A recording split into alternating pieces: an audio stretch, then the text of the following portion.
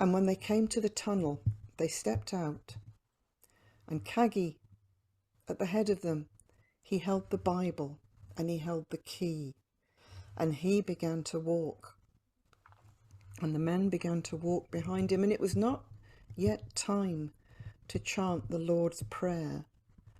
And so Cath said, and the others followed him, Matthew, Mark, Luke and John, bless the errand we've come on. And they chanted that over and over again to try to keep their spirits up as they made their way along that tunnel.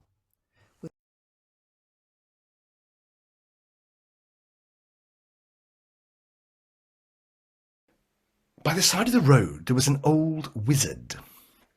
Now, he didn't know he was a wizard. He just appeared to be a crotchety old man as far as the eldest son was concerned.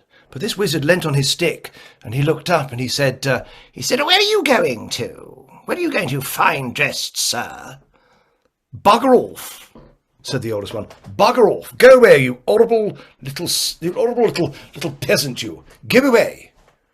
Right, thought the old wizard as the eldest prince rode on. Right, he thought, I'll do him. And so as the prince was riding along, he found he took roads, went this way and that way, and led between the roots of two mountains that grew closer and closer together and became a ravine that got closer and closer together until eventually it was so narrow that he couldn't turn his horse around. He and his horse were stuck and wedged between the rock.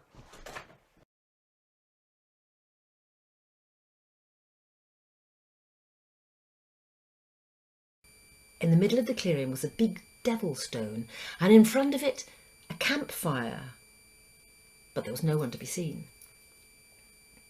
Over the fire there hung a pot, from which came the most delicious smell, wheedling its way like the tendrils of a creeper through the air and into the eager nostrils of the three hungry men.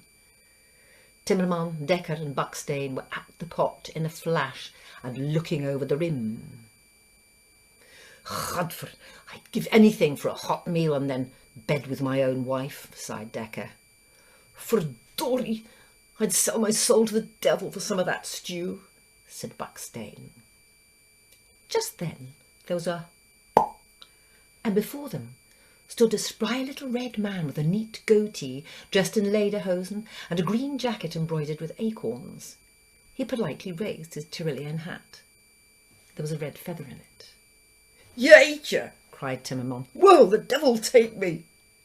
Come, come, we can talk business later, said the little man with a sly grin. Now, let's eat. There's plenty for everyone.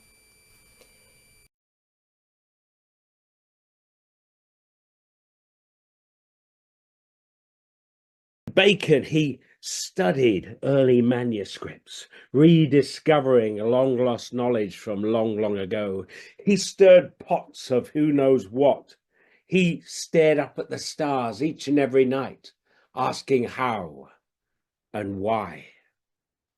And so wise did Friar Bacon become when he took orders that it was said that if you stood next to him and you cocked your ear and you listened, and you listened, and you listened, it was said you could hear his skull creak and groan as it worked hard to keep all of that wisdom within. It was said that as an old man, his head had grown so big with all of that knowledge and learning that he was forced to wear it in a leather sling attached to rope and pulley. And when he wanted to look you in the eye, he would have to go just so he could look you in the eye. So wise and so clever was old Friar Bacon that many folk sought his advice.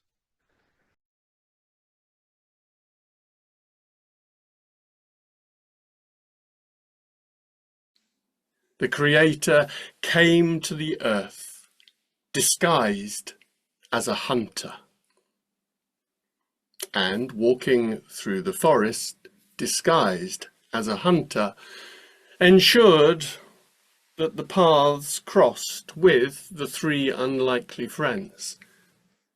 At first, when Fox, Badger and Hare saw the hunter coming, they froze in terror. And the Creator, still dressed as a hunter, said, No, please, Please do not run, do not be afraid. I am not here to harm you. In fact, I'm wondering if you might be able to help me. And the three friends relaxed a little as the hunter went on to explain how long they had walked, since before the sun rose, without a bite to eat, without a drop of water to drink. Is there anything you might be able to provide for me? And the fox, the badger, and the hare huddled together and whispered amongst themselves before they turned to the hunter. And they said, "Well, we may be able to help. Follow us." And they led the hunter through the forest to their home beneath the roots of the great oak tree.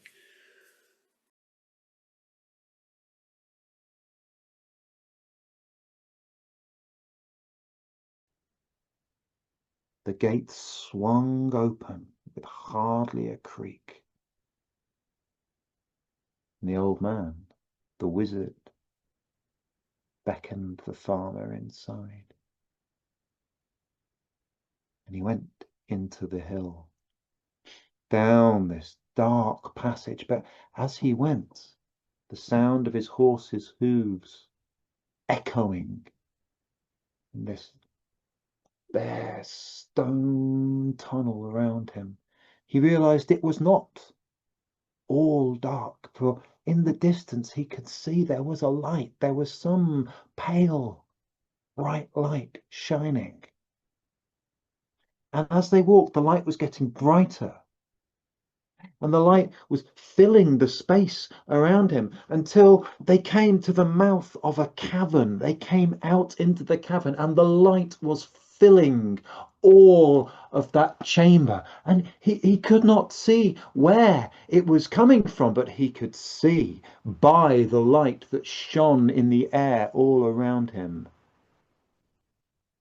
This chamber was full of sleeping knights, lying there upon the cold earth floor, in full shining armour, not tarnished, not one slightest bit.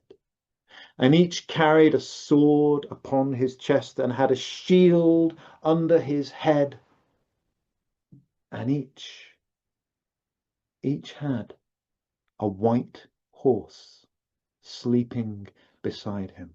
And they were laid out in a great round circle, and in the centre of the circle was one whose armour was more splendid than all of the others, and whose shield bore the cross of the Lord and the image of the Virgin Mother, and his sword glinted and shone like nothing the farmer had ever seen.